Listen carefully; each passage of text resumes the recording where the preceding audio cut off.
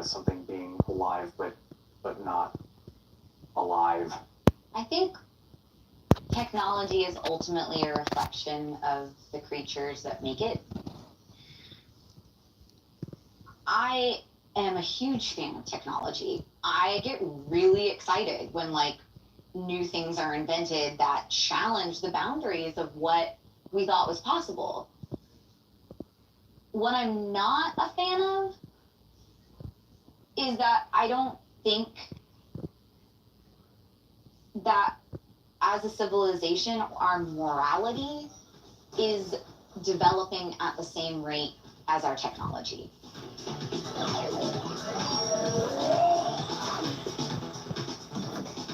Clearly, technology in this show is also used for great destruction and for causing great pain and chaos in the world.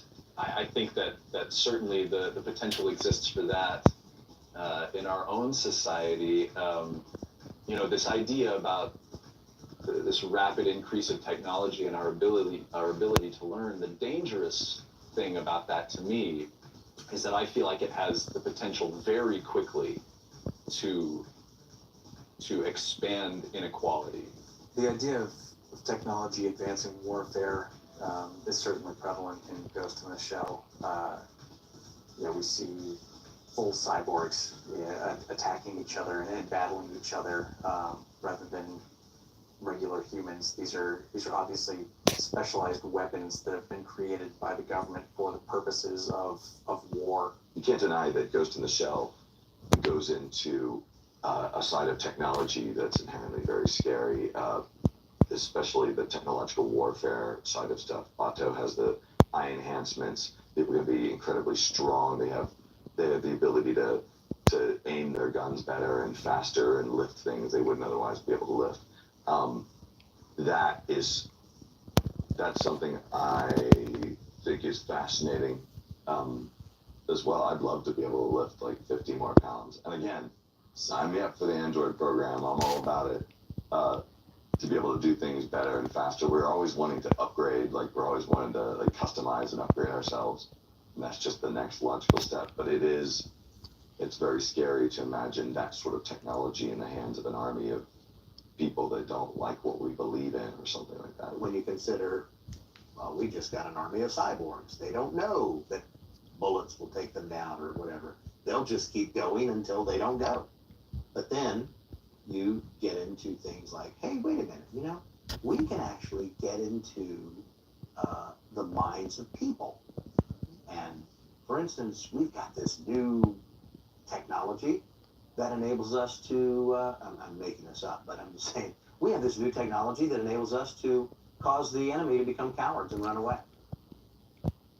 And by the way, while they're running away, go ahead and shoot them. I'm kind of speaking very hypothetically, but I just think that it's that technology it's a ruthless pursuit. The idea that we might become so entrenched in our own devices and our own electronics that we kind of forget about everything else, and then we just die sort of lonely staring into our phones.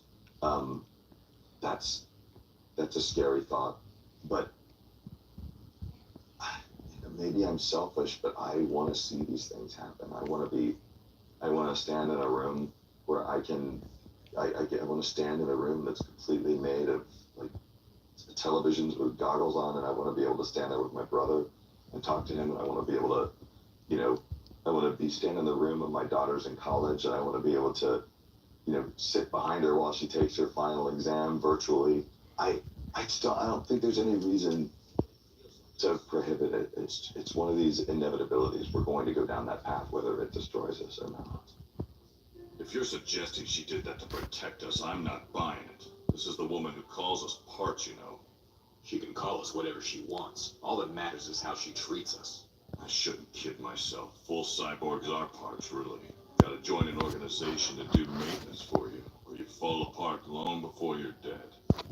I think it's an interesting concept too, the way Motoko sort of has to deal with her own being in that she's a cyborg and she's got this pseudo-humanish mechanical body, and yet she feels this connection with her ghost and this experience, this sense that she has and sort of operates through. I think that the idea of the ghost and Ghost in the Shell, I see it as both a soul and instinct. And I think that despite being a full cyborg, I think that Motoko possesses that inherent kind of like instinct and morality that does seem to guide her to a certain extent, regardless of what the powers that be are telling her to do. Things can happen so quickly, you can see the change happening. And yet she's got this connection with this ghost, and it sort of anchors the human experience almost, and it's kind of almost showing that no matter how much technology progresses, you know, how much externally things seem like they're changing, either within yourself or the world around you, there's still this sort of anchor point that she comes back to, and it makes her still feel human, you know, and she really cherishes that and kind of holds on to that, and it's a driving force within her to maintain that sense of humanism and individuality. Kuritsu is dead. Even if I could control that body again, I could never recreate her personality. I can't explain it. How long have you been doing this? Since the beginning, I've compensated for my shortcomings with micro machines.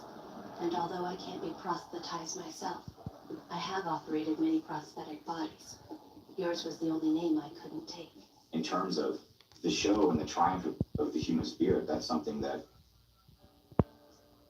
we've seen evidence of in the past as well. You know, there was a time in human history where nearly everyone on the planet was indentured to some sort of landed nobility, right?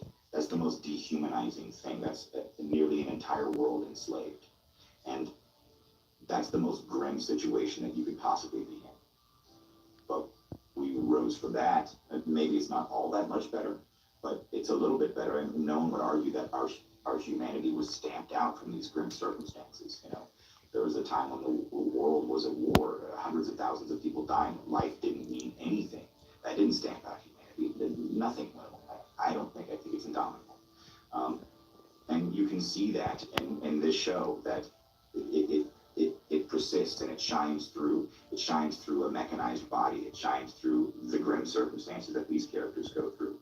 That the triumph of fellowship and humanity is not something that can be squashed by gizmos. You know, one of them is so giant and essential to us, and the other is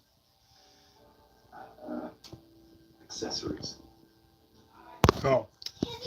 Coming!